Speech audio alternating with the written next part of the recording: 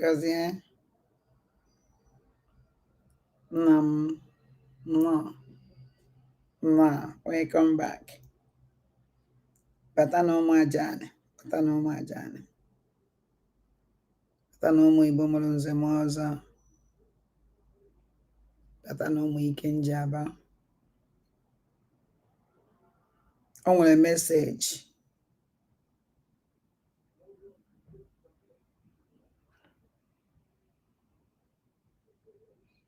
Omili. Nna m keke dị. Mana siri gị ike. Na na-abata ụmụnne m.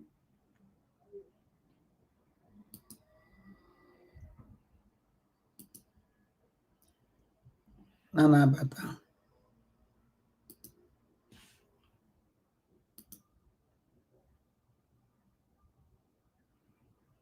Maazị Abum anyasị ọma.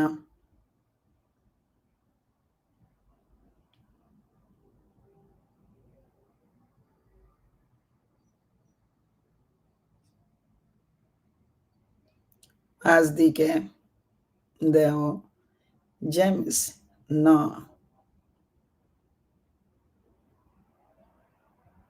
Ogbonne ya nọ ya ezi nwanne m nọ ụmụnne m. Ụnụ na-abata ụnụ a na-emetụ like button n'aka na-eshi a na-akpọ ndị ọzọ ka ha bata ka anyị ga-ekene dis voice ya esi ndịrị si na ọbata obie kwuru ka anyị chegodo ema na meseji a ọwa ọbata obie or this message or just bata egebekwe m ya just ngetu ya no voice ọbata obie so okay. Mana from the beginning of get that voice, which na amala onye wepụta this voice, amala m one the voices you wepụta mana ebe ọnụ osine ebe ọnụ osine. This night, I am on this voice or the genuine voice called AI. Mma akpụ ya ọwụ na mkpọ this voice. M ekwu okwu ya 17 minutes message. Ekwu okwu Chidimma Adanne nọ ezi nwanne m na-ada nọ Obinna nọ n'ụmụajani nọ. Anyị egbu oge ka anyị bido kpọwa ya na chi ejigo because anyị kpọchazie ya mekwu okwu mma na-ejidesi onwe m ike make sure na m ekwula okwu ọntelele ọkpọsịa then ọkpọsịzie then anyị ajụzie onwe anyị ajụjụ. Achọrọ nke iwere uche gị achọrọ nke iwere uche gị were mere oche na were uche gị mere oche. Achọrọ nke ịbanye ya wetuo mmụọ gị anị asị nchi m nye m gị mmụọ ghọta ka anyị wee nwee ike ịtụne ife gbasara this voice. Keenụ ntị. From all over the world, good day to our brothers and sisters in the homeland and to our sons and daughters scattered across every continent, from the shores of America to the streets of Europe, from the cities of Asia to the valleys of Australia.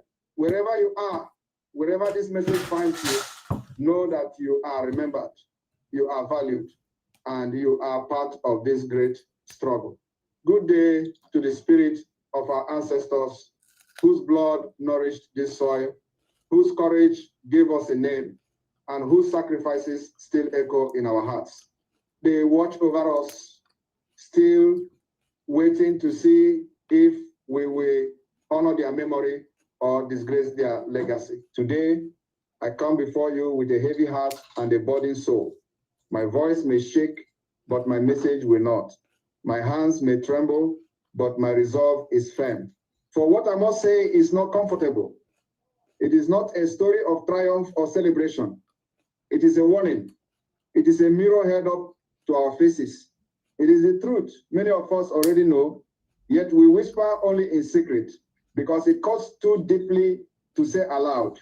It is a wound we have refused to examine, a disease we have pretended does not exist, a cancer growing in our body while we look away. Biafrans, our greatest enemy is not always the one who comes with guns from outside. It is not always the one whose uniform we see or whose language we don't understand. It is not always the soldier at the checkpoint or the politician in Abuja.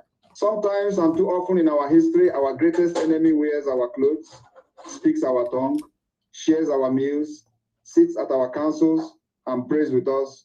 This enemy knows our songs, celebrates our festivals, and calls our land home. Yet in the darkness, they plot against us. In the shadows, they sell us. And when the moment comes, they open the door to our enemies. They become the Trojan horse within our walls, the serpent in our garden, the termites eating away at our foundation. Yes, I speak of the enemy within, the traitor among us, the betrayer in our midst. Let us go back, Biafrans. Let us remember.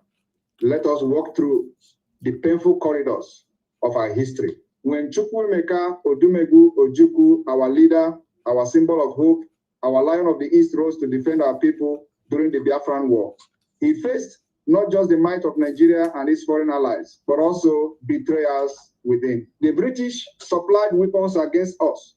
The Soviet Union aided our enemies, but the deepest cause came from within. Men he trusted with his plans, whispered those plans into the ears of his adversaries. Men who ate with him, strategized with him, called him brother, turned around and pointed his enemies to his weaknesses. Men who sat in our war councils, took notes, not for our victory, but for our defeat. They memorized our strategies, not to implement them, but to sell them. That is why some of our offensives failed before they began. That is why ambushes were set for our soldiers before they arrived. That is why supply routes were cut off before we could use them. That is why the war lasted as it did, costing millions of lives, perhaps over 2 million souls, including innocent children who starved to death. Not because our warriors lacked courage, but because secrets leaked from our own house.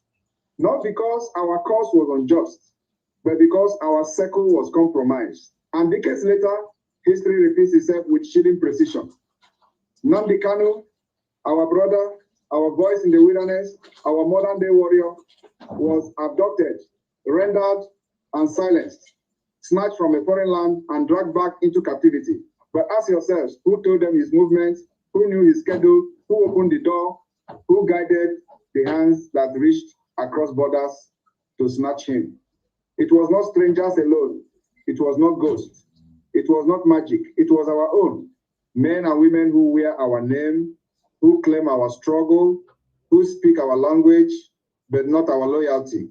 People who sat in meetings with him, who knew his plans, who had access to his inner circle, and then sold that information for money, for favor, for protection, for their own selfish gain. Biafrans, do you see it now? Do you feel it? The pattern is not new. It is as old as betrayal itself. From Judas who sold his master for 30 pieces of silver to those who betrayed Biafra for crumbs from the table of Nigeria's rulers. From those who sold their people into slavery centuries ago to those who sell our freedom today for ministerial appointments, government contracts, and promises of safety. They study our tactics not to strengthen them, but to expose them. They dine with us not out of fellowship, but out of espionage. They pretend to cry with us while secretly rejoicing at our setbacks. But at night, they send text messages, make phone calls, write reports. They sell our strategies, our plans, our hopes to those who wish to crush us. They weaken us from within, and then the enemy strikes from without with deadly precision. It is not enough to fight the enemy at the gate when the enemy already holds the keys from inside. It is not enough to build walls when there are termites eating the foundation. It is not enough to lock the door when someone inside is opening the windows. Look at our history, my people. Look at our land.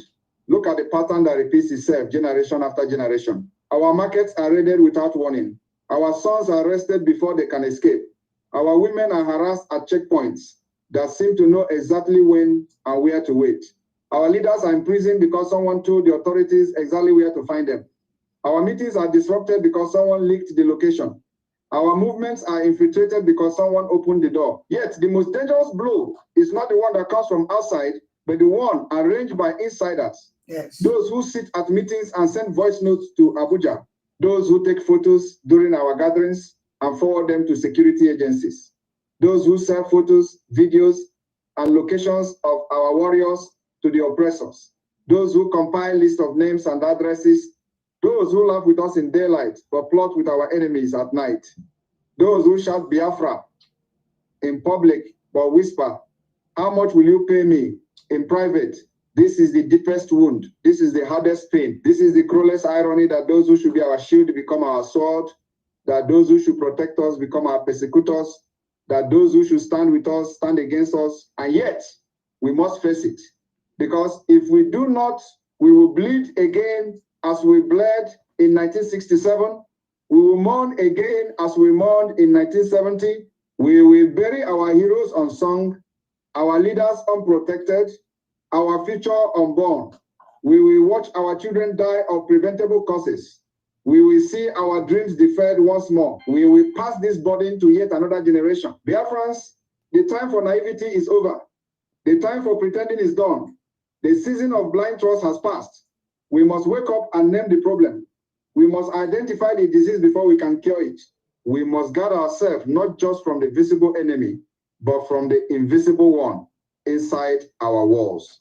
We must learn to distinguish between true loyalty and performative allegiance. We must separate wheat from chaff, gold from dross, patriots from pretenders. But I am not here only to lament. I am not here merely to complain or to point fingers without purpose. I am here to awaken. I am here to sound the alarm. I am here to light a fire that will burn away the impurities in our movement. To every Biafran listening to me, whether in Lagos or London, in Enugu or New York, in Aba or Atlanta, I say this: you are the guardian of your brother's secret. You are the protector of our collective dream. You are the keeper of our sacred trust. You cannot afford to be careless. You cannot afford to trust every smiling face. You cannot afford to share sensitive information with everyone who claims to support the cause.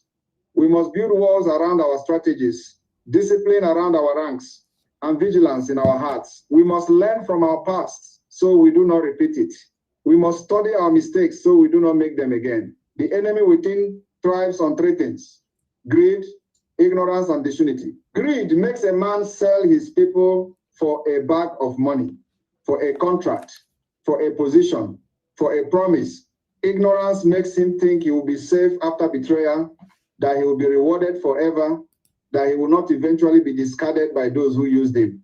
Disunity makes it easy for the enemy to buy one of us against the other, to play us against each other, to divide and conquer as they have always done. If we kill greed with integrity, if we cultivate contentment and moral strength, kill ignorance with education, with awareness, with wisdom, and kill disunity with brotherhood, with solidarity, with genuine love for one another, the enemy within will have no soil to grow. The seed of betrayal will fall on rocky ground and wither. Do you remember how during the Biafran War, some local leaders collected money to supply information to the federal troops? Do you remember the stories our parents told us?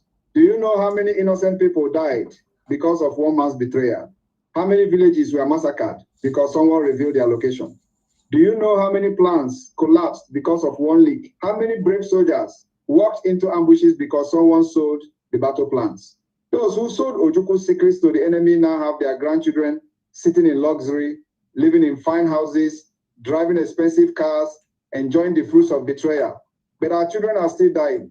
Our people are still suffering. Our land is still occupied. This is the price of betrayal. This is the legacy of treachery. And look at Nnamdi Kanu today, still in detention, still a prisoner, still separated from his family, from his people, from his mission. Yet, the ones who contributed to his capture are free. walking among us, pretending to be on our side, claiming to support the struggle, wearing our colors, singing our songs, but the truth cannot hide forever. The facts will emerge. Justice may be delayed, but it will not be denied. This is why, dear friends, we must not only fight for freedom, but fight for purity in our ranks. We must wage two wars simultaneously, one against external oppression and one against internal corruption. Freedom without vigilance is an illusion. Liberty without discipline is chaos. A movement without security is a trap waiting to be sprung. Victory without unity is impossible. We must teach our children not just to fight, but to be loyal. Not just to be brave, but to be trustworthy. We must teach our young men not just to speak, but to protect, not just to be vocal, but to be vigilant.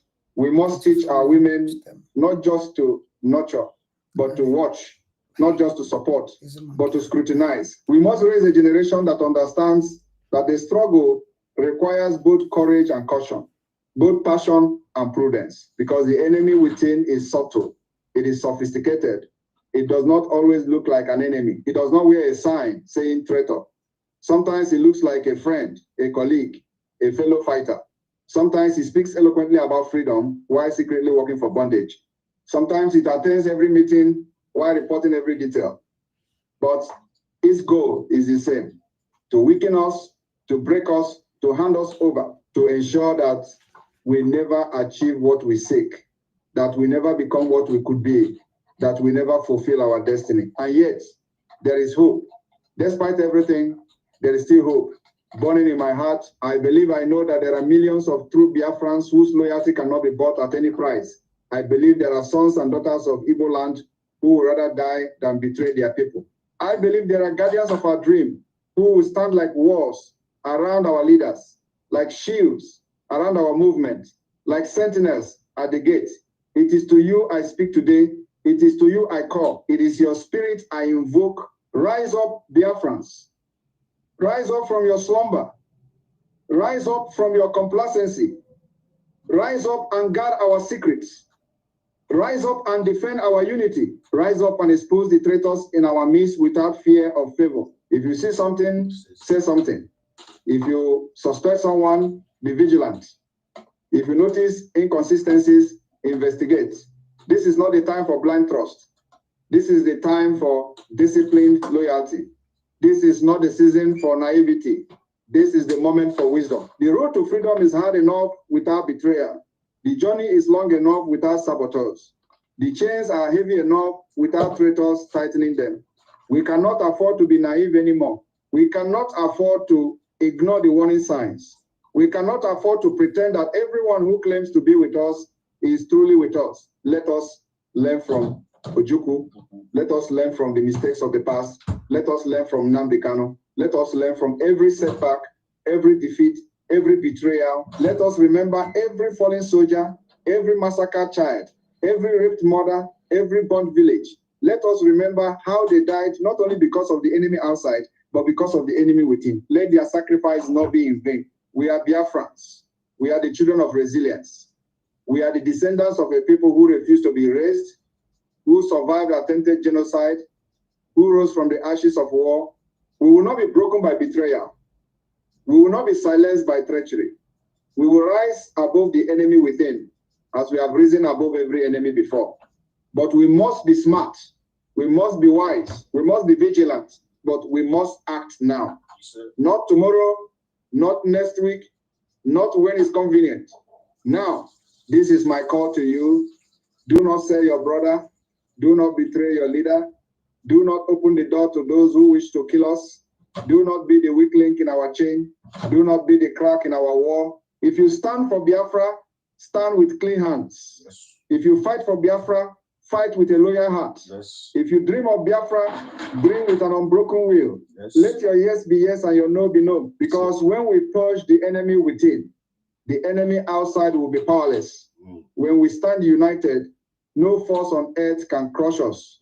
When we guard our house, no stranger can invade it. Yes. When we protect our secrets, no enemy can anticipate our moves. When we love each other truly, no amount of money can divide us. This is my prayer. Yes. This is my warning. This is my pledge to you all. I, Simon Ekpa, will never betray you. I will never sell our people. I will never open the door to the oppressor. I stand with you, for you, and among you, not as a perfect man, but as a committed son of Biafra. Yes, sir. Not because I am better than others, but because I have chosen this path. Yes. And I call on every Biafran to make the same pledge. Let us covenant together to be faithful, to be loyal, to be true. We have lost too much to betrayal. We have buried too many dreams. We have shed too many tears. We have endured too many chains. Let this be the generation that breaks the cycle. Let this be the season when we say no more. Let this be the movement that guards itself, protects itself, purifies itself, and triumphs over the enemy within. May the blood of our heroes guide us. May the spirit of our ancestors strengthen us. May the memory of our martyrs inspire us. May the dream of Biafra unite us. May the hope of freedom sustain us. And may the enemy within find no home in our hearts, no seat at our table, no key to our house, no place in our ranks, and no future in our land. Biafra lives, Biafra rises, Biafra shall be free. Thank you, and may God bless every true Biafran. Wow. What a wonderful speech. This message, amala m ebe o si wee pụta. Okwu niile ọbata obi ya, okwu niile ekwuru ebe a. Because na m nwa ya asị na ọbata obi ya kwuru okwu a. The voice onu ya ka ọwụ. O nwere ife dị iche na voice ya. Mana o nwere ihe my problem na this voice. O nwere ihe my problem.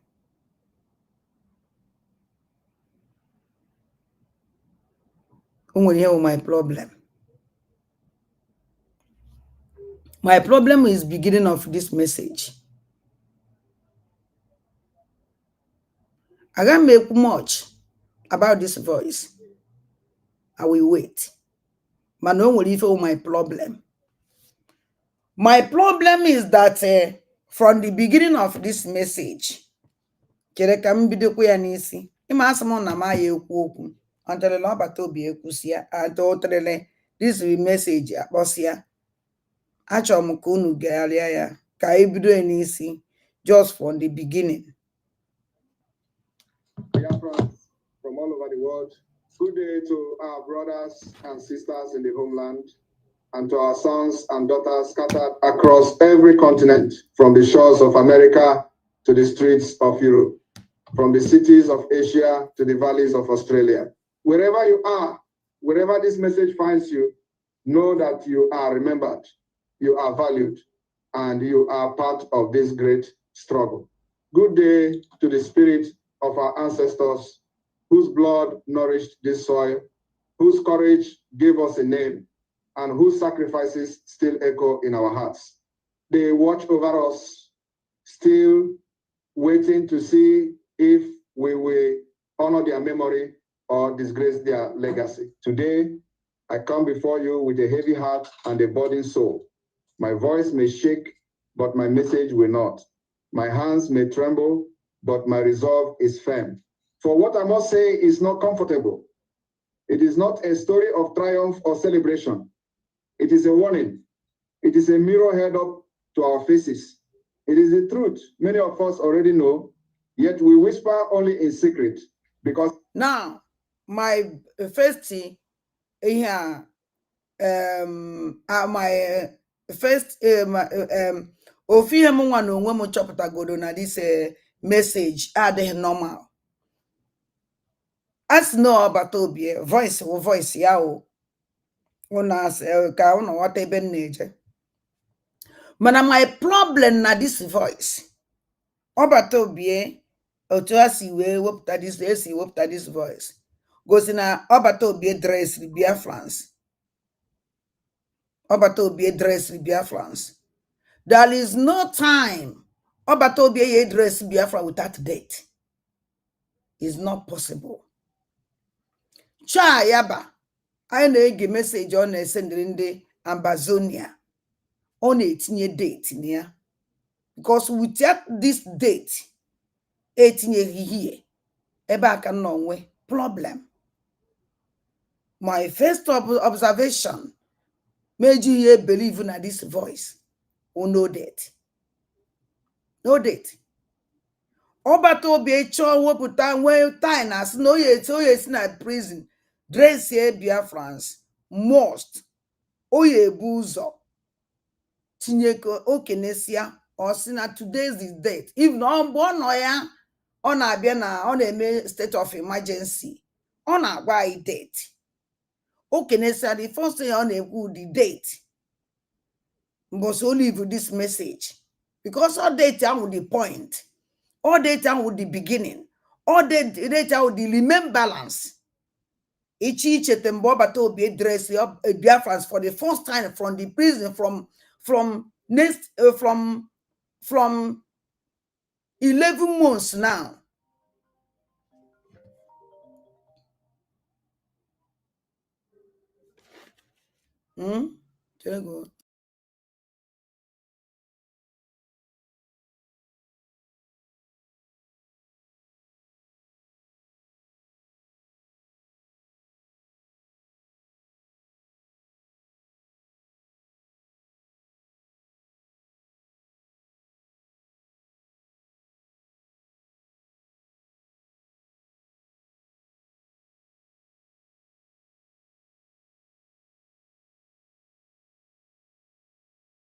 So, ụmụnne m, onye nwe my first observation nweta na this voice. There is no way ọbata obi leave message for Biafra for the first time for 11 months now with a date.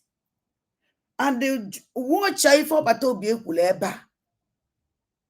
The only point mfolo nia n'okwu ekwule ebe a that na our enemy our sons on the uniform ọwụna sons on the bu egbe no sons ha one day who are our enemy. Just ka get to go and wo bele then I happen on kono phone because I chọn ka mala kene opinion on this program too deeply to say aloud.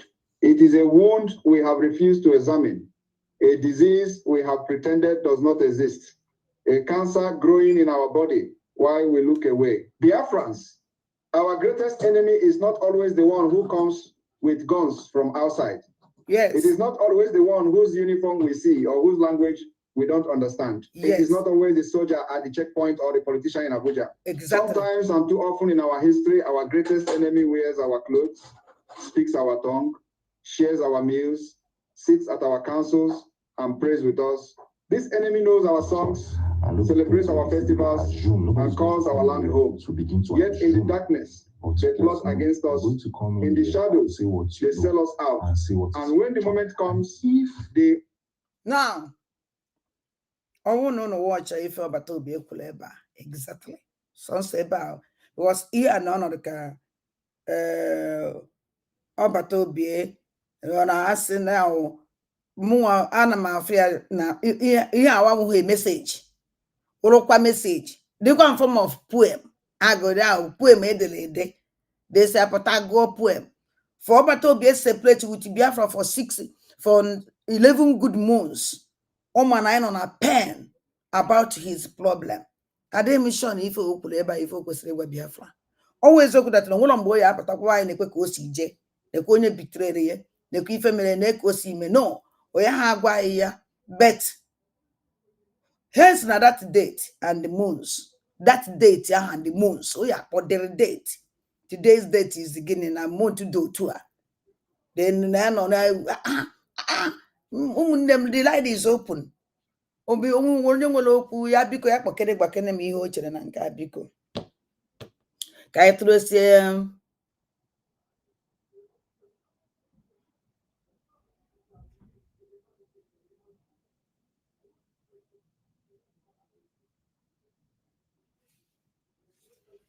the line adịgo open ụmụnne m because achọrọ m ka anyị mee ihe gbasara Just only this voice. Then I meet you. Hello? Hello? Hello, Ada. I'm with them. Is one them with them. Biko ana m ekele gị because ị nwere anya ime mmụọ ị nwere ezigbote anya ime mmụọ e nwere ihe ị ga-eme gị chọpụtacha anya ụdọ onye ọbụla ga-achọpụta ya like me mụnwa nọ ngọrọ mgbe egene m this message ihe ehibido n'aka point very very heavy point mana anọ m gaa na-agwa ụmụ Biafra ihe ụdọ ọbata obi enwere ụdọ ọbata obi enwe sendere ihe then na ọ na ọbata obi sendere this message n'aka onye ka o shiri beta and ọ ga-agwa anyị sị na anyị ibe anyị ga-aga maka ọmụ ihe na-eme na ihe m na-ekwu ọbata obi nwere ike ma ya ekwu na ọbata obi mma egheghị agwaghị n'aka onye ya aga because ọbata obi ahụ mma I trust anybody so don't expect him ịnọ na prison onye ha ekwu ụdị okwu mba ọ bụrụgodị na ọma ebe ihe aga ọbata obi enweghị ike ịnọ na prison send a message gwa gị sị gị jebe ebe a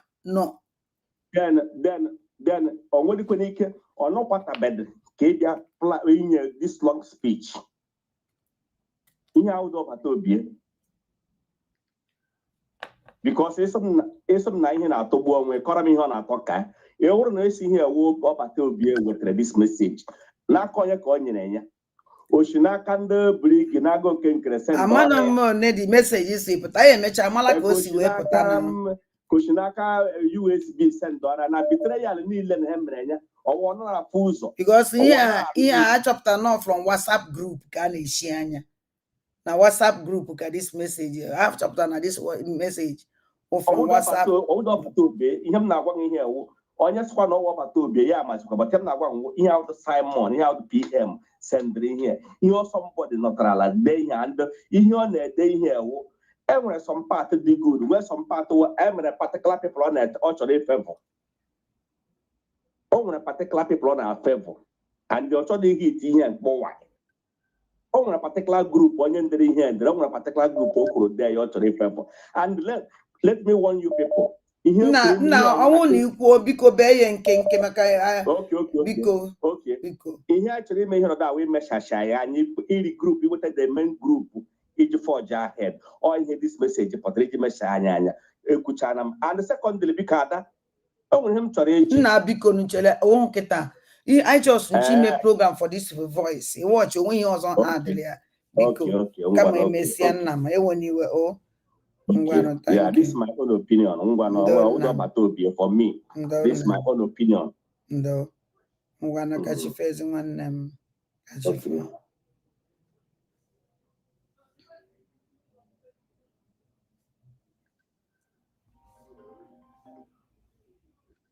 Hello? Yes, Adam Nemo. Anna mgbede ọma. Anyasị ọma. Ya ọ na-apụta ezi. I hope my voice is coming out. Ya ọ na-apụta. I will meet my speech. Nsogbu If my voice is coming out, I greet all the old Biafrans. Biafrans, I greet you all. The lovers of freedom, I greet you all. Well, the message is good, but this is not from my PM. Okay. Number one, it is an AI. And I thank the person that work on this particular voice. He tried to calm the spirit of Biafrans down, but this is not from my PM. Yes. It's an AI. Number one, when this guy starts recording this particular program now, when he mentioned Chukwu or the pronunciation is not clear as an Igbo person. Yes. When he mentioned Naman Dekano, the pronunciation is not clear. Unlike Obatobi. Then going down, you hear some intruder, some voice that is coming from outside during the recording time. You understand? I mentioned Makada voice. But no one ever the voice at the beginning. I want to hear. No one ever could zero could the person to zero you say. Then when you go forward between 15 to 16 minutes of this particular voice. Somebody mentioned he say meaning amen in Igbo language. How can somebody that is in prison, is he in prison with his brothers or with his sisters or with his villagers? I don't understand. So, and even know when I'm going to chakulu mamre in a toilet, mamre na ha yes. To my own view of point, this is AI, pure AI. But the person that bring out this message, he tried, but it is pure AI recording message. It's not from my PM. That is all I have to say on it. Thank you, Ada.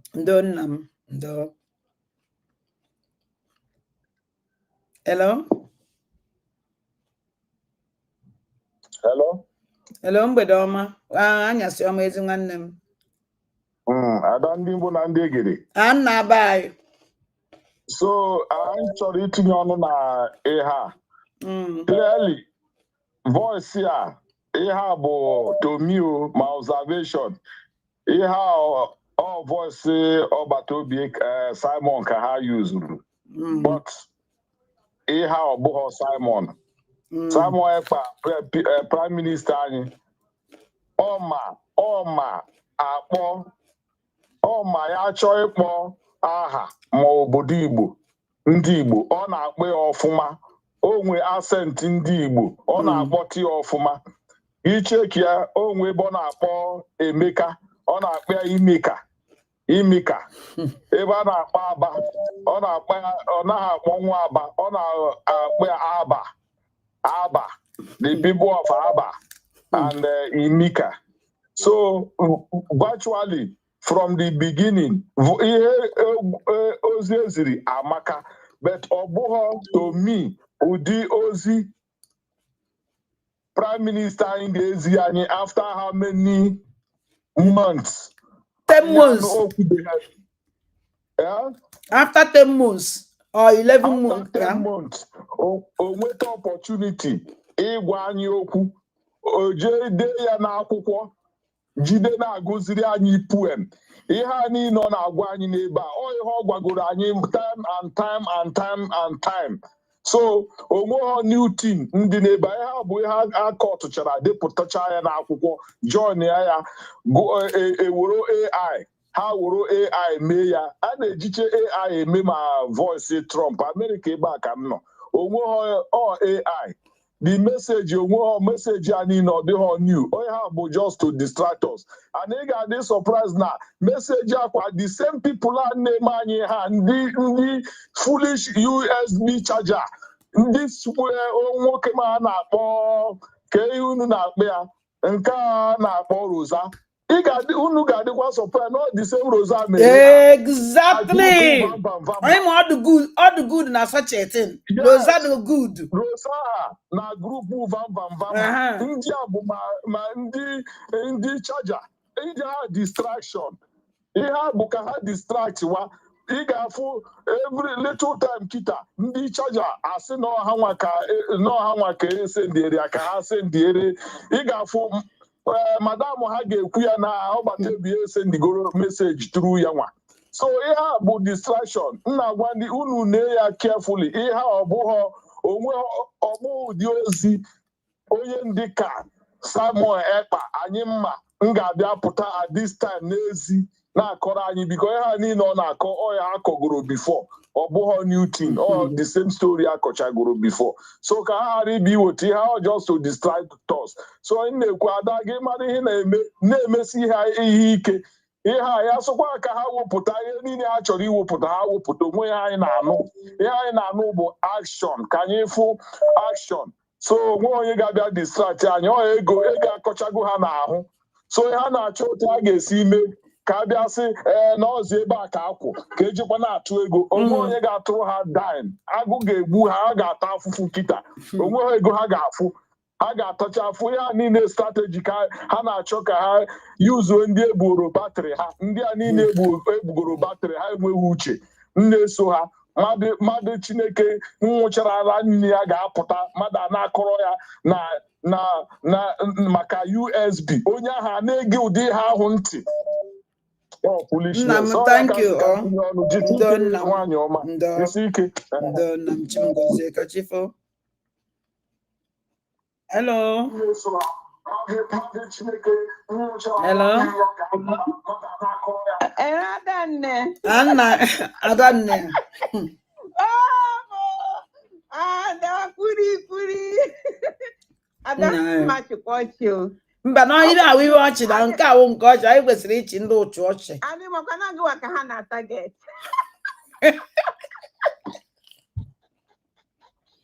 Ada message abụ maka gị ka eji wepụta ahụ na akwụkwọ gị. Ada nda atana gire nu na chekati ya. Agwana ha wepụtara ya ka ha gbagodo nkịtị ka ha mara ibe nji ekwu maka ya na awụ na nnu ya na nji ekwu okwu. Akwai protein na kita maka message a. If protein na maka mụnwa agụghọ m psychology mana people adịm enwekwa m anya adakwa protein na maka message iji achọ ka ịnụ from Biafra ọ ya ha ka ime gị ada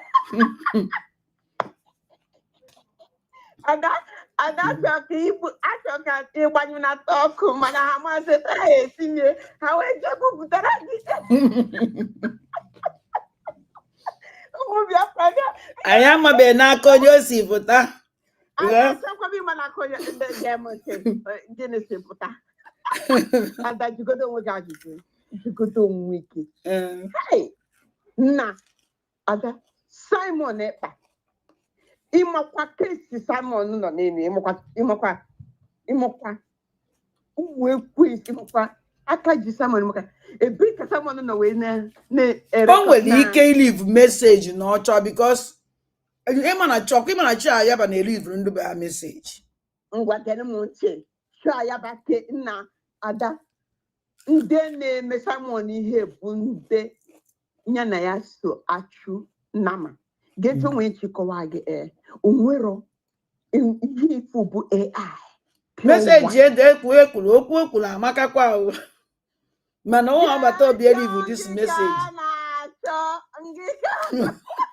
kezi ka esi achọ m nne m kezi ka esi achọ m igere ntị adịfa na-achọkwana m ife anya eme ka obi gị ka iwuchuo ka ị ghara ịdị ị na-adọ adị mana gị na-akụrụ ndị ọrụ ịmana gị mere na ndị ahụ enwetazi ego ịmakwa na gị na iji na ọrụ gị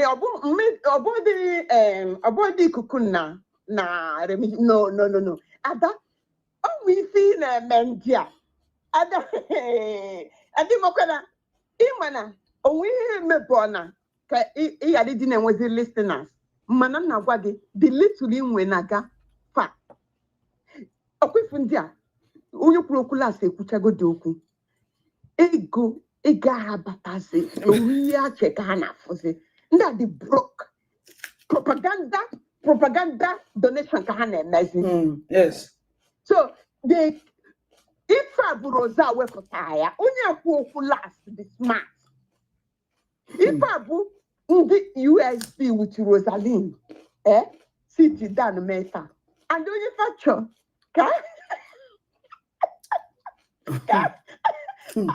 ị na-adọ ndị ibi ana m ege ihe a nchigide na-achị maka ị na-atọ m bụ otu confuse a little doubt inwe n'ọbata obi bụ ihe ọ na-atọgbu ha atọgbu kịta na ka ama na ada ọyakutu ji so don't listen to these people nne m ọma Mommy, I said, don't listen to these people.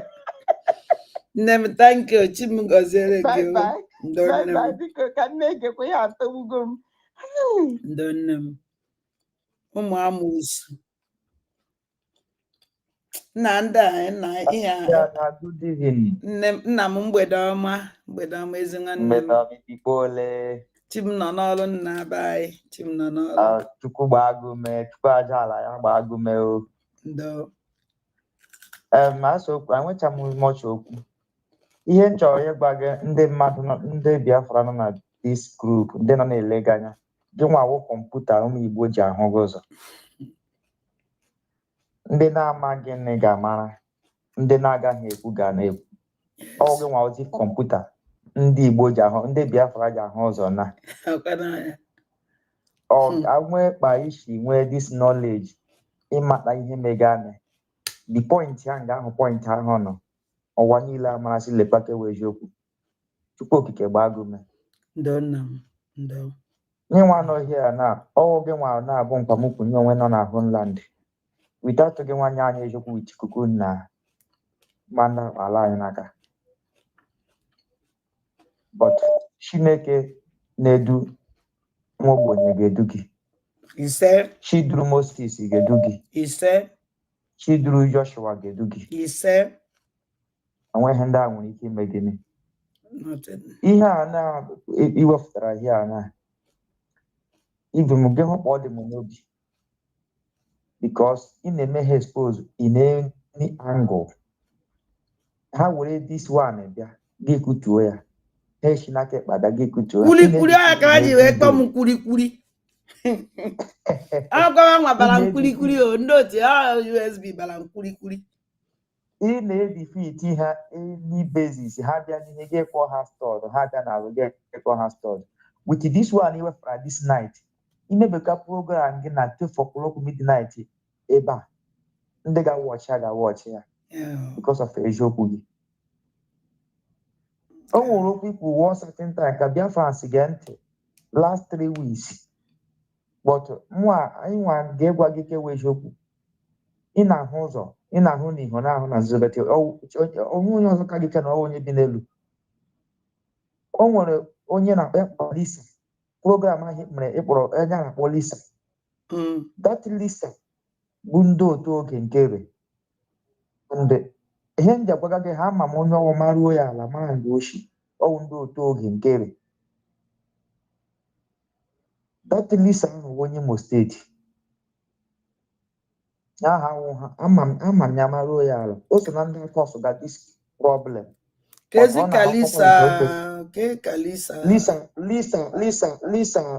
Lisa Kanu nke a na-adị na fight wa Nigerian government yes nke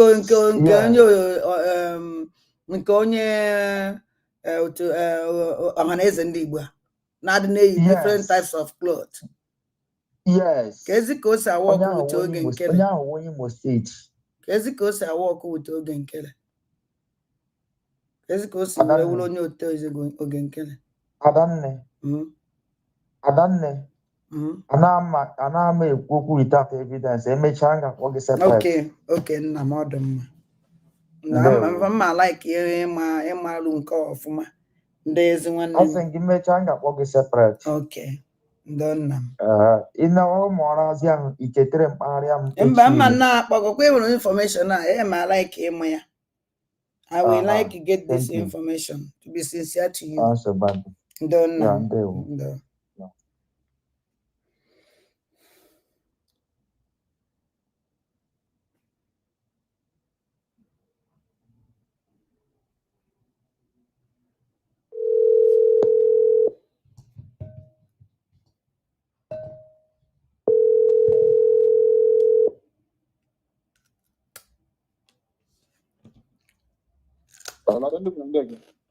Anna Barry. Good evening from here. Ajụ ka m chọrọ eji okwu n'iwe na this I play now. Okwere ndị na-eclaim n'ọgbata obi kwuru okwu from inside. Onwe ndị na-eclaim ya now. No nwere ndị na-eclaim n'ọgbata obi kwuru ya. Kwuru okwu from detention. Anwebekwa ya nọ ebe anọ na program mgbe sendi anwebe anything mma gbasara this message. Okay, because the voice in the background in case he said them go Sonny and this message you can message never go before but I can't tell or then can you go before but you just put it for people to check on it. To me, really I think one of the state of the nation about to be in the time past. You can judge only going to claim ni have knew something from the detention about to be now. That's what I'm asking.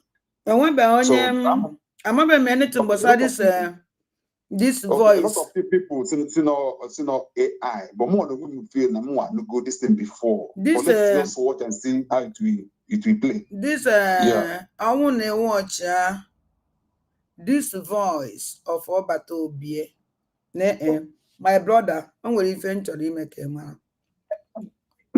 This time I am on Akita. This voice now, Oto Obatobie, si weku. If yeah, we take si weku if I eku now. Good low for 17 minutes. I feel be more Obatobie ku like this. In where ike no certain words okundo oku gasare. Because na mgbe Obatobie na this message Obatobie say get that na.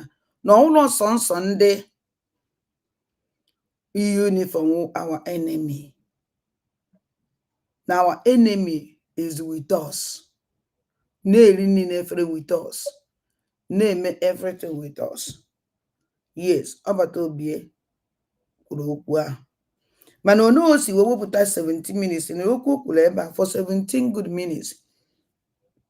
Obatobie when keep your life program. Yeah, if a state of emergency. Message here, I caught message here, Chinese. I caught my beginning and ending here, end here well, or be able to go well.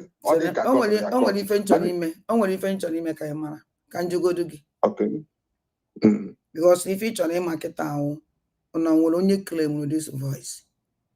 Yes. This voice now, tells you what here, Nishianya, when no ya, SND me.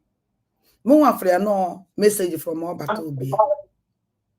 But his own message now. Tell them. More for no message from Obatobie.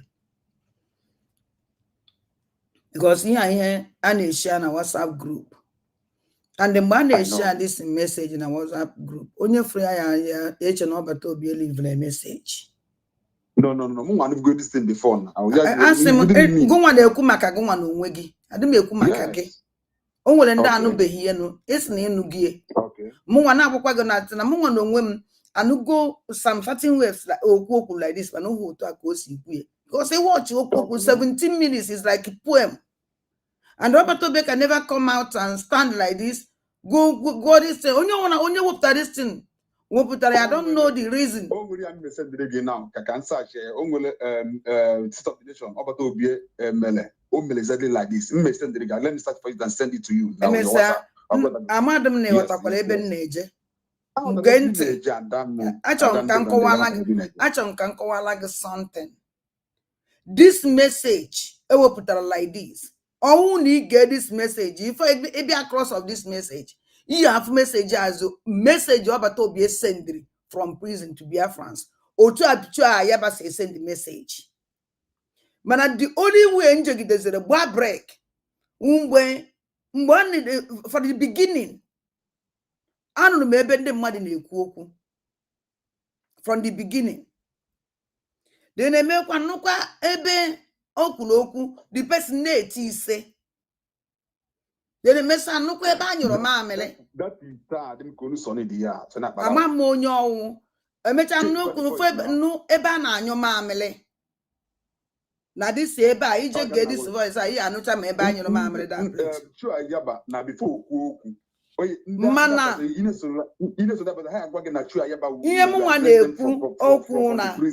this message from Obatobie was an message message from Potano as a onion on a prison leave all of Biafrans message. So anything the bad na message because oh my God. When open this message, the message is very good. From the beginning. My problem na this message, all na this message, never put no messages from prison. Or death. My problem ever no one death. And don't, oh my God. Let us not rush. Let us not let's take it calmly. My brother, Ama maybe naga. Munga no woman kusi ke tie na no kita this kind of nonsense. Okay. It's okay. Tana chelugodu. Tana no kita chelu ije wo kwe yo. Cheleka nku okwu agba no so maka oso ka na agba. Iye we my time. Tana no na kita agba house is breathing. And all these criminals in there, only one wepụta this message. All knows Naka Ngozola Bezes, Naka Ogenkles, Naka Van Nandotie, a man how criminals. Do you know why? Okay. Do you know why? Just now how criminals. They can destroy somebody, put it in prison, forget that place. No protest, nothing. You know what does if means what? You know, shiny love to that person. You know, shiny hate to that person. This thing you whether you have to talk Maria in body that claim and once in a once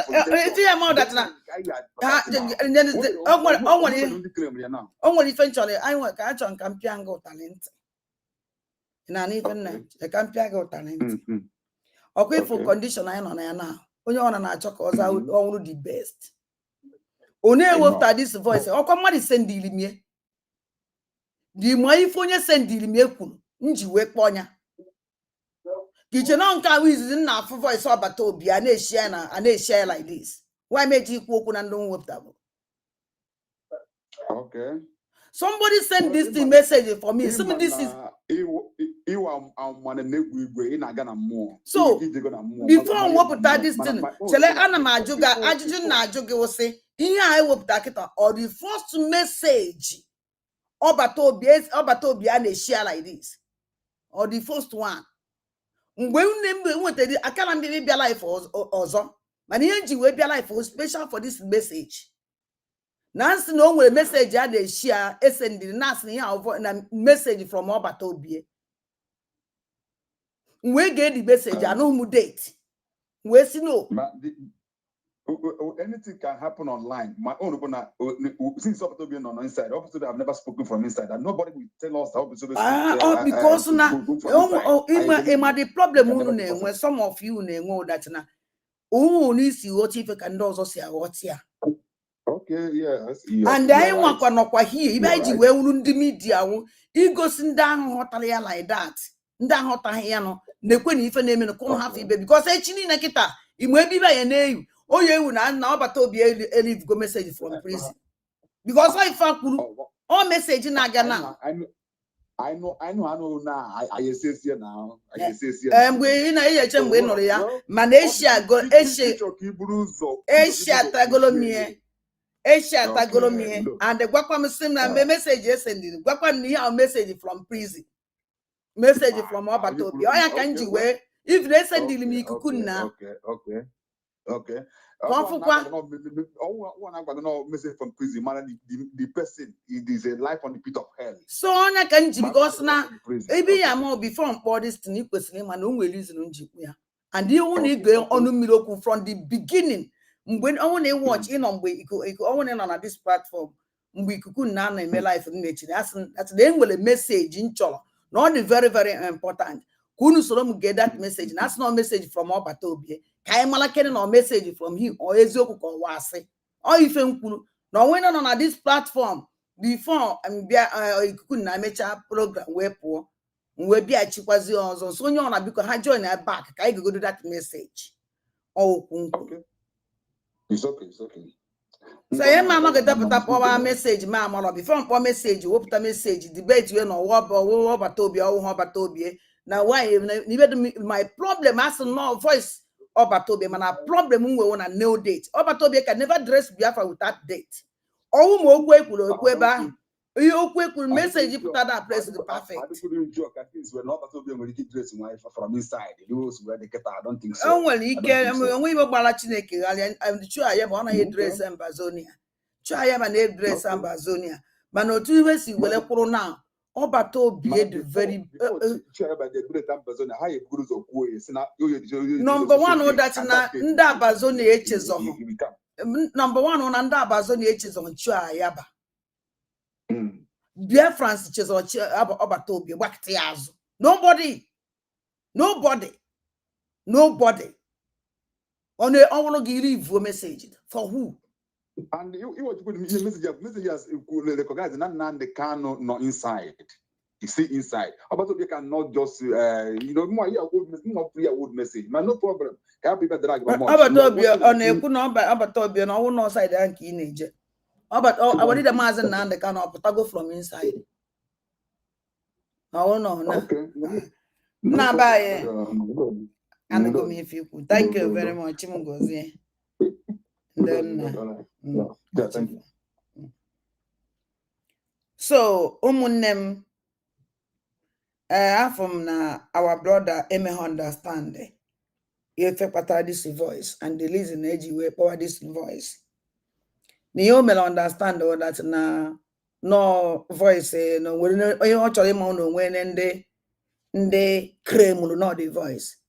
And ihe ahụ meseji nwetara enweta and the message si enu onye ka nji wee si no ana message agbata obi even nke awali dem azan na ndị Kanu a na-eshi akwa ya like this na ihe ma niile mana nwebe nke mpụta wepụta but before wepụta something but imagine that another thing aton one at another and these people can do anything at any time because hancha niile chọrọ I need ego na ọnọdụ ka Van na Maxwell ya abịakwa folk on Saturday. We are waiting for Maxwell ka ọ bịa Saturday bịa kwuo okwu. Van na Maxwell na baya alebe ka ọ bugo ụzọ. Van evugo ụzọ na program o mewe si na ha ya revive. Ka iwere fụ na ha ya revive bakasị. Na ha ya revive bakasị eji nyeme program wee jụọ kedu ebe unu nọ before bakasị wee daa unu ya eji wee revive bakasị. O bugo ụzọ wepụta ya. Now yesterday program ya either yesterday's program or today's program ka Van na Maxwell ya bịa dress Biafra on Saturday and we are waiting for Maxwell. We are waiting for Maxwell. Ka anyị malife Maxwell ya bịakwa Biafra. We are waiting for him. It's better na Maxwell jiri ọnọ ya nakpuo dam ya nwe ịgba ndị a nkịtị ha alọbishie nya. You know, a message to Maxwell is better that na Maxwell or to up a message olive because Van had to go by all means. Hatch on there this morning by all means. Ngozi Olabese is looking for 20 million. Van is looking for 10 million. Yana past year. Na mama de abandotie. Ebe Kodiki ne looking for 20 billion. So, onyo na the amamo how desperate nda the kita ni fe wasalego. So na chiama. So, I na-eche ka Maxwell bịa dress Biafra ka anyị mara kene ife ya agwado anyị. Kwa anyị nwa ụmụ akwa Biafra ka ọ na-agwado. Na. So anyị na-echie and anyị chetakwara ife okwulu. Anyị chetakwara ife okwulu mgbe ọ bịa gwa anyị okwu. And mgbe ahụ Maxwell bịa gwa anyị okwu ọ gwara anyị onwere any group o recognize si na ndị a na-enyefe ego. Onwere any group o recognize si na ha na ndị a na-alụ. Adụzi surprise Van bịagodo gwa anyị that ya restore bakasị. Van na restore bakasị mana ana Igbo ọkigwe a na-afa iche ọkigwe ka enyaụ ka enyaụ ka akụnyaụ ka ekpochafa ọkigwe. Maxwell withdraw go and mwa ataghị ụta na o withdraw. No, I can't blame him. Mana after go blecha Maxwell withdraw na bakasị Nigeria and the Cameroon may take you go over that place back. Van when I suppose I revive. Yana chie maka ya esimie. Hang on my miracle how you made that place. Because all kind of how you memory Maxwell how you memory. And I need serious equipment for that. A serious equipment. So, Muan no na gwa Van. Oh, male gamba that billion ha ya etinye na bakasị. Ha tinye godi na ana Igbo nwuru nze mmụọ ọzọ. Ka emeki godi show na ndị ọkigbe chighara azụ na befa. Ndị ọsụmohu chighara azụ. Ndị eke ụtụtụ chighara azụ. Ndị ọlụ Van nwe onye ọlụ ya na Ugo 247. Ka ndị beni ndị be anyị niile gbasasịrị n'ụlọ chighara azụ. Ka achụpụ godu ndị ya ka emeke sure na ya eluzu gbogba nke fọrọnụ because bakasa ya eluzu gie ahụ ya apụgodu nke dị mkpagodo ya achụwagodu chụsụwegodu ike make sure na nke and standard enwere ike jeze were billions abavụ je tinye na bakasị eluzuzie nke ana Igbo arụ eme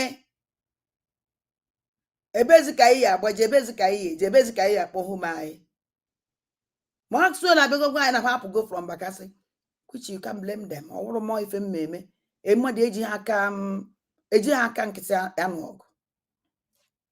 Then o nwere ife njọ anyị chọrọ ka nkene ndị Igbo mụrụ nze mụọ ọzọ. Adam happy here, very very happy. Achọrọ m achọbụ onye m na-akpụ mana achọrọ nke unu gee this one. Chineke thanks sir. Chineke ndo geenụ ntị. Ndị Yoruba ma ndị Igbo kwuru gbasara ya bụ ngagharị udo kwuo ka ngagharị udo nke ọchịkọbalụ maka ntọrapụ Maazị Nnamdi Kanu ụbọchị ọnwa Ọktoba dị na mkpụrụ abalị afọ 2025. Ọ kọwara ihe niile merụnụ na for this protest ya. Ọ kọwara maka the protest. Hello?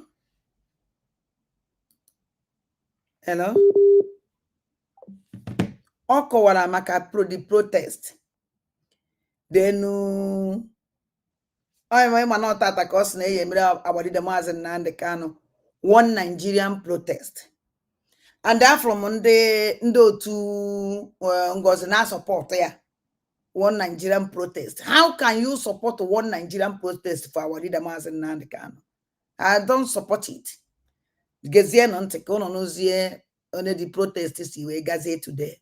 Ka ndị mmadụ si wee mee na ihe ndị agwagasịrị ya ma ihe ndị ugwu ma ndị Yoruba ma ndị Igbo kwuru gbasara ya bụ ngagharị udo na ka o si wee mechakwazịa wee jebe mana ihe mezilụnụ tupu isi nọọsụ iju dị na-asị unu ọ ga-aka mma nnọọ ka unu nụ ya n'ọnụ ya kpọmkwem ka anyị jee nụpụta.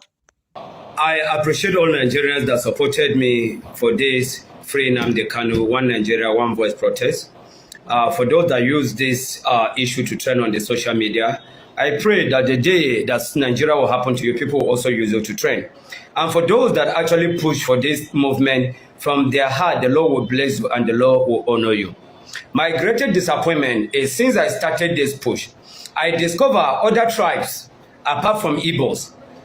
None of them show any interest, most especially the Yorubas, the Hausas, and other tribes. And for the Yorubas, today you may be thinking it is Nnamdi Kanu. Your Sunday Igboho was almost killed by Bahari DSS. And if you go to Kwara today, in Kwara community, bandits are killing Yorubas like they are killing fowl and chickens. So if you think it is... a voice of a Fulani man. Now, with this man, I told me address this matter fact. I don't have this matter. Can address this man tomorrow? Man, I asked him, "Come, will go do hela? Will can know me bonus the moza? Naked this man ante." Yes, I can the mummy bonus the moza. Now all this plan of this evil people, dalana miri, or that can miri, damiri go, because all their plan. Cheleno. Actually, me dress this matter for me. 7 minutes. Actually, an Igbo thing. Wait, your own turn is coming. But my greatest disappointment and surprise is, if other tribe actually ignored this call, I was not actually expecting cold arms from the Igbos. Okay. But my shock was when I discovered I, as a northerner, calling for protest for an Igbo man, and then the Igbo community are not supporting me. Okay. I wrote a letter to Igbo community in Kaduna. We were actually looking for material, cap, and then banners, and then Ogene dancing group. The man promised me that he will call. Until the last day that I left Kaduna on Sunday to Abuja, the man never called. When I continue calling, the man even stopped picking my calls. Okay. Thank God. No stop repick your call. See how you're laughing? Because you know. We made this in and you will idea all these things still continue pushing. You will idea. Kediki yes de mellow what they can anya this man as in Chukwu Ekene. Then this man no more. This man they me that one Nigerian protest for our leader Mazen Nandekan. Why oji edere ndị Igbo akwụkwọ? Why oji achọ ogene ndị Igbo? Why oji ejekwa ndị Igbo na ya need jesi and the okpu? Kwana no nya onye na-eme ya organize.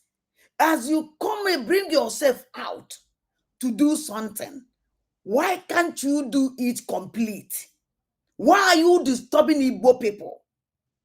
Why are you looking for ogene ndị Igbo? Why you just okpu na akwa eyi? Did they ask you? Onwere mgbe ndị Igbo kpọrọ ọgụ gụnwa we na hepụtara adị plan na iwe onye Fulani onye Awụsa from north. Bịazi unu nwa ndu ji awaride Maazị Nnamdi Kanu na nwa na-egbu anyị bịazi igbe anyị ka anyị pụta for protest. Can you know this man? Katsina ọkwa terrorist na-ekpochapụ ebe a. Kaduna ọkwa terrorist na-ekpochapụ ebe a. Nendot northern side. Why iji protest tie from the bono? Because in a okwu maka na-agwa ndị Yoruba one day na Nigeria will happen for them. Man, ọ na-happen na they are not.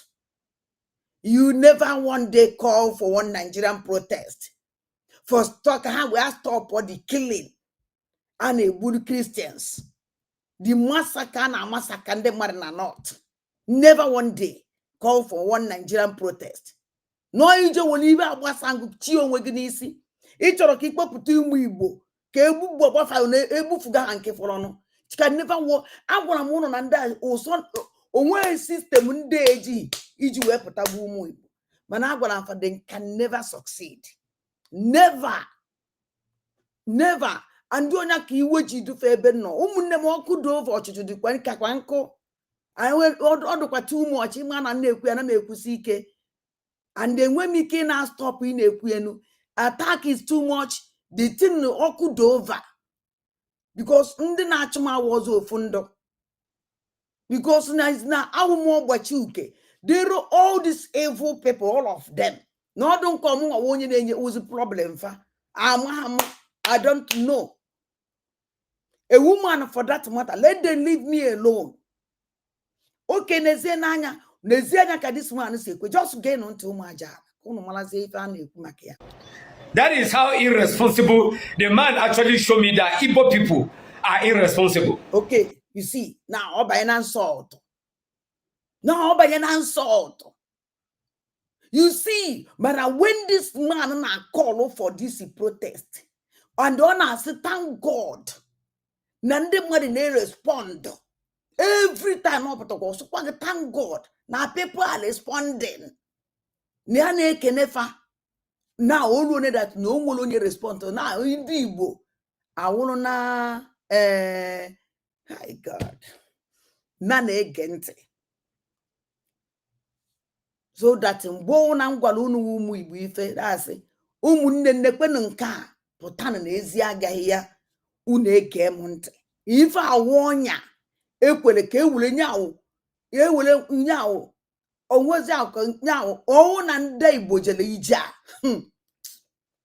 I thought it was only Igbo community in Kaduna.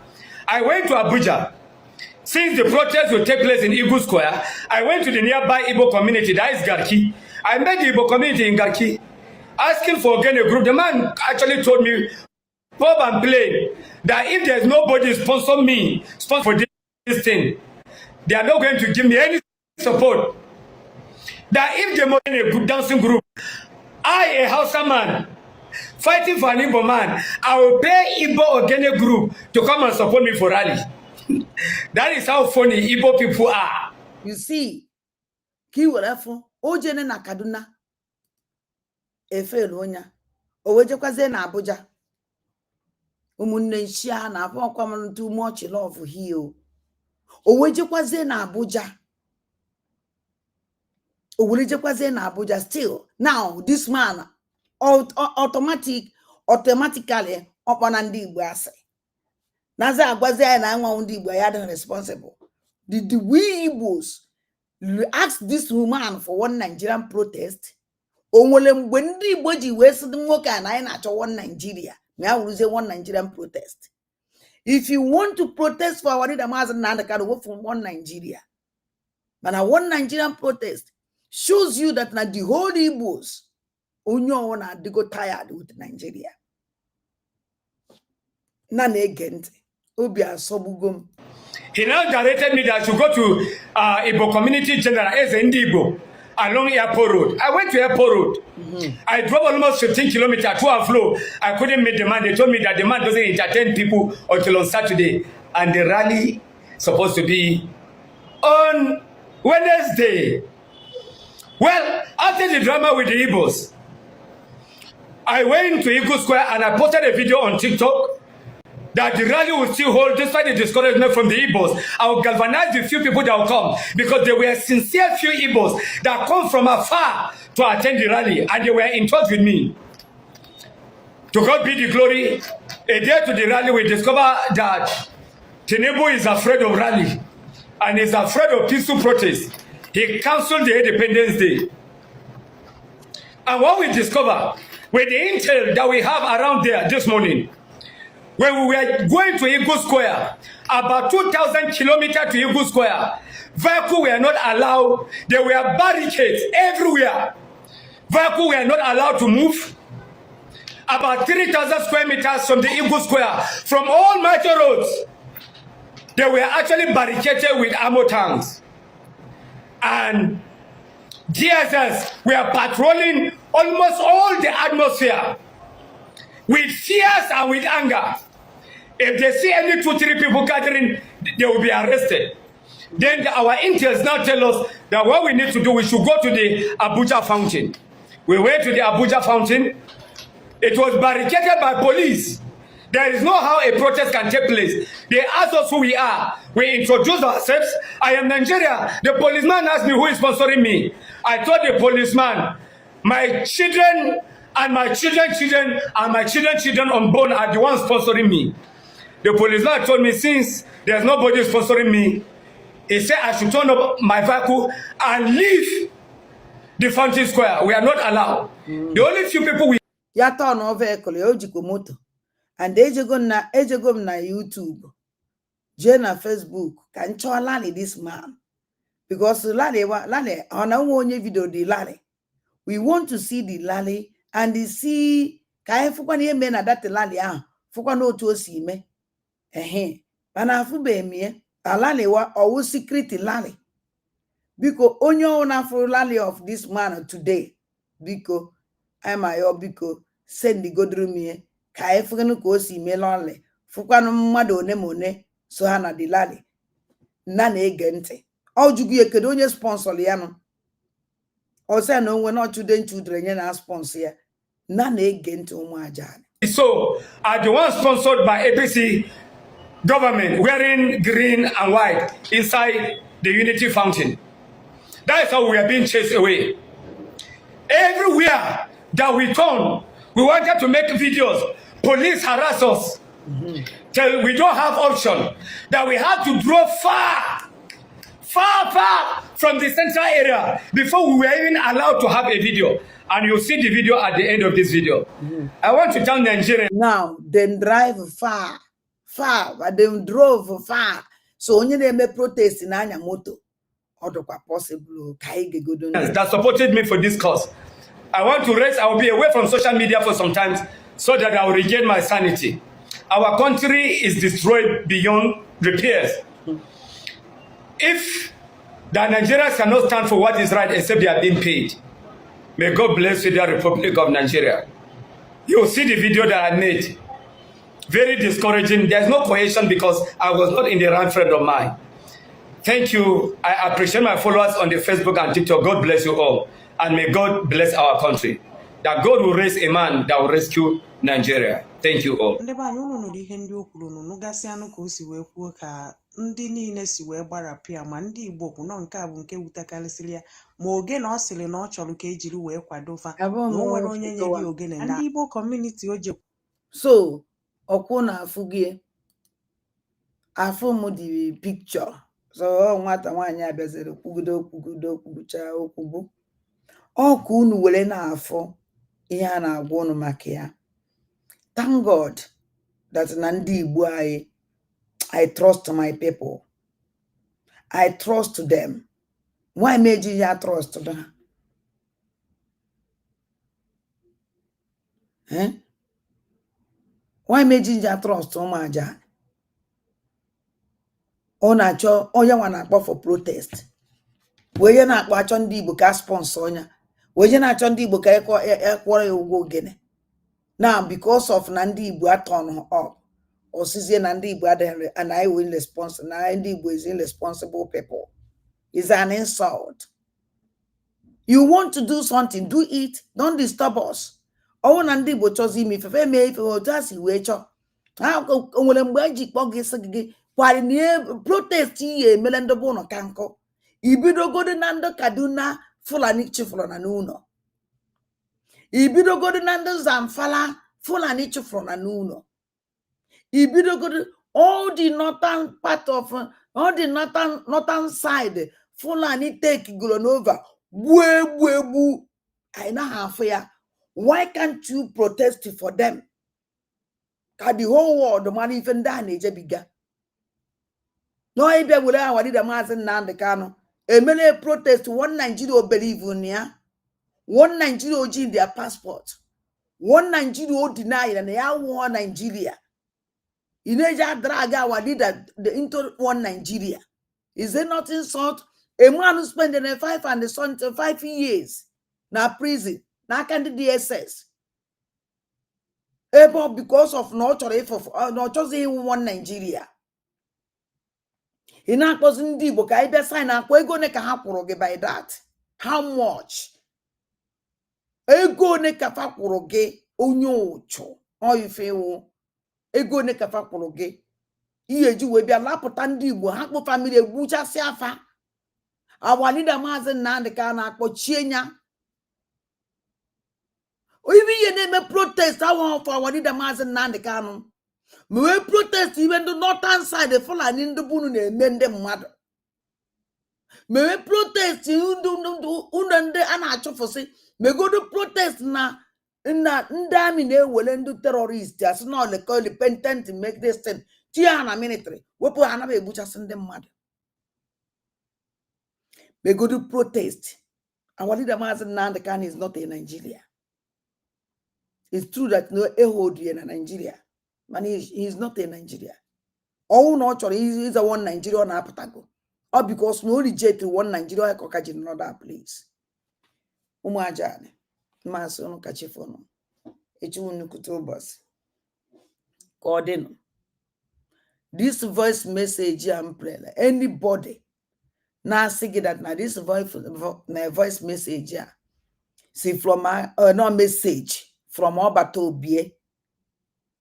Onya na to is what I see. Because all know Obato Bie leave line message from prison. It willity that no Obato Bie ye when oh ye tinye debt. Hello? Hello, Jugana Waraza. Potato man na. Tatamonam. Adanam Tukunanda Nagazela Gonem Jessica. Jessica Marchineke, Jessica Naga Reganama. Big going. Ebe nwere okwu n'okwu ọbataobi ahụ enwe m okwu na nke onye Hausa gwụrụ ya atakọrọ ya n'ahụ ọkọwa ihe dị ya n'ọnụ so ebe nwere okwu n'awa ọbataobi ya ịma o nwere antị nwanne nwaanyị kwufuru okwu ọ sị na ewu kwuri na ị na-atakasị ihe mana some people ahụta ihe eri ya ha mana ejighị ọnụ ọbataobi ya egwu ya ka ha jiji alụ je bido iwe ọcha efu na ha bịa alụọ first time alụọ wee bezie ending o nwere ike ihe ọ bụrụ ihe dress na ọbataobi dress ha ka nọ meeting tazi meeting ina kakus meeting na akpa nkata ọbataobi dress ha dị ha jiji lụọ ihe na ya tiri wee wepụta ya na ụdị ka iwere ọnụ ọbataobi ọma ha ama na ị ga-enyofe ihe a so na chairman the reason you have no be with me and have it because I they share that no message from Obatobie. Ya wo dia cha yaba na eweputa as in the no cha yaba says in the Amazonia eweputa ya oifa na eshi anya and the hamama the reason ha ji eme ya Oya ka nna agwa na reason ha ji m ihe a na-awazi na ịma na ha ma na ịnụ ọbụla n'obodo etu aba a na-ekwu for protest a na-akpọ anarịtị na a ga-eme na ha chọọ ka ha wefụta orube mgbe ahụ alụkwa the thing na beginning werekwa another one endkwa ya ahụ wee chọkọ ofe akụkọ ọlọgụ na ọbata obi esi emekwene protest ọsọ eme nke ọ ndị na-achụ ego ọ na ọbata obi esi suga ntị ọ ibe ndị a jelu ibe a mana aka isibe na papa ọnụ ibe a na-eme ibe ahụ ibe mmụọ nwanne m nwoke Obieze na awụmọ sọfa na wide ihe a ndị ụmụaja nọ n'ebe a ibe ọ na ị ga-ekwu na amata na aja na Igbo ụmụaja na nọ n'ebe a ụmụaja nọ n'ụwa niile over 50 million people n'ebe a na-ekpe ekpere na-afụ ihe na ya so onye nke kaplanụ nke agba aka ọdịgo nwanne nke ọgba aka Chukwu na ndị anagoziere gị ya lụbakwa ọzọ ọrụchakwa ọzọ ewepụtakwa ọbata obie nke anyị maala ji edres dị anyị ji oyi ahụ ekpegodo ọbata obie nke maala dị iche ọbụrụ nke ahụ na ọbụrụ nke ahụ jere ibe so nwanne m nwaanyị Chukwu na ndị anagoziere gị nne m jisi ike ya praị na Chukwu gozie ka ha nwa jisi n'ike nne m jisi n'ike onye ọbụla na-ele oge aka elulo n'ụwa asịrị asị na ọ ṅụrụ mmiri zụọ ụkwụ n'aja n'Igbo ka ọ nọ n'ụwa o chere gị echiche ọbụla nna ihe bụ ụjọ mpampasị so etu aba kaba esi na ịgba ọnụ nso elu aka ha na-afụga ya mana ịnụ ha nso and ka ha nwabụ ihe niile ahụ na-apụla na evil against you asị m Chukwu na okike abịa ma aja n'Igbo mmiri Igbo na ihe a na-azụ ụkọ ọ ga-esidara ya mma ha chụba ndị ahụ even na ịgafe ihu etu anyị nọkịta ebe ahụ ihuvu gị na-evuva ncha ya o nwere ihe ndị be anyị na-akpa ivuvu gị ahụ na-evuva ncha vanụ ka ha na-adakwuru okwu ụfọdụ agbaba n'obodo gị bụ ụfọdụ agbaba n'okpuru moto bezobe so nne m jisi ike otu na-egwu Chukwu na ndị anọ n'ọdụdọ anyị nweghị ụtụtụ na efe na aba na ụmụaja anọ nọ n'aja n'Igbo agaghị ekpere gị ekpere gụnwa ikuku nna Emmanuel nne m chiji ike egwu atana gụọ Chukwu na ndị anọ aha Chukwu okike